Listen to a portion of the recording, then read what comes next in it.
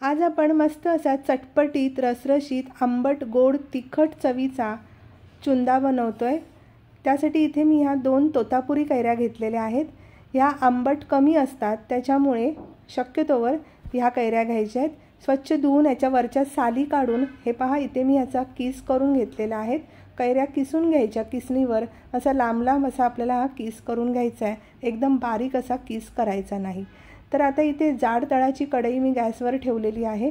जाड तळाचं भांडं घ्यायचं, मग पातेलं घेतलं तरी सुद्धा चालू शकेल। आता ह्यामध्ये आपण हा कैरीचा किस घालतोय। हा साधारण 2 वाट्या इतका कैरीचा किस झालेला आहे।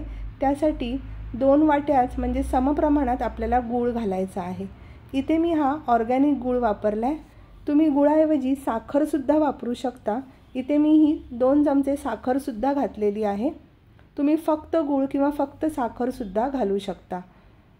तोतापुरी कैऱ्या आंबट कमी असतात, त्यामुळे जास्त आपल्याला गूळ किंवा साखर लागत नाही, म्हणून शक्यतोवर आपल्याला ह्या कैऱ्या चुंदा करण्यासाठी घ्यायच्या आहेत। आता हे मस्त असं चमच्याने व्यवस्थित ढवळून घेतलेलं आहे। एक 5 मिनिटं छान असं चमच्याने हे एकजीव करून घ्यायचं आणि 5 मिनिटांनंतर तुम्ही पाहू शकता मस्त असा गूळ आणि साखर वितळलेली आहे, त्यामुळे हे मिश्रण थोडंसं पातळ झालेलं आहे। आता आपल्याला हे छान असं शिजवून घ्यायचं आहे। आता ह्यामध्ये 2 चमचे इतकं मी लाल तिखट म्हणजे काश्मीरी मिरची पावडर घातलेली आहे, ह्याने रंगसुद्धा खूप छान येतो। 1 चमचा भाजलेल्या जिऱ्याची पूड घालायची आहे आणि थोडंसं मीठ घालायचं आहे। बस इतकंच साहित्य आपल्याला यासाठी लागतं। जर लहान मुलं खाणार असतील तर मिरची पावडर नाही घातली तरीसुद्धा चालू शकेल। ही जास्त तिखट पावडर नाही आहे, फक्त रंगासाठी मी ही काश्मीरी मिरची पावडर घातलेली आहे। छान असं एकजीव करून घ्यायचं आणि 10 ते 15 मिनिटं आपल्याला मंद आचेवर शिजवून घ्यायचं आहे। हे पहा, हे व्यवस्थित असं आता हे शिजलेलं आहे। छान असं इतपतच आपल्याला याची कन्सिस्टन्सी ठेवायची आहे, ह्याच्यापेक्षा जास्त शिजवायचं नाही, कारण हे थंड झाल्यावर मग घट्ट होतो। त्याच्यामुळे आपल्याला हा रसरशीत असाच ठेवायचा आहे।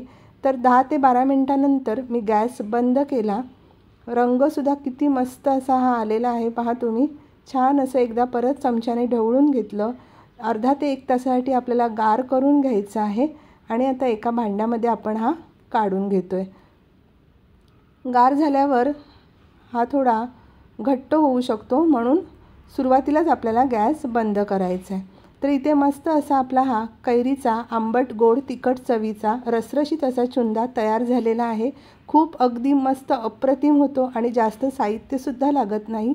तर तुम्हीसुद्धा नक्की करून पहा आणि रेसिपी आवडली असेल तर व्हिडिओला लाईक, शेअर आणि सबस्क्राईब जरूर करा। धन्यवाद।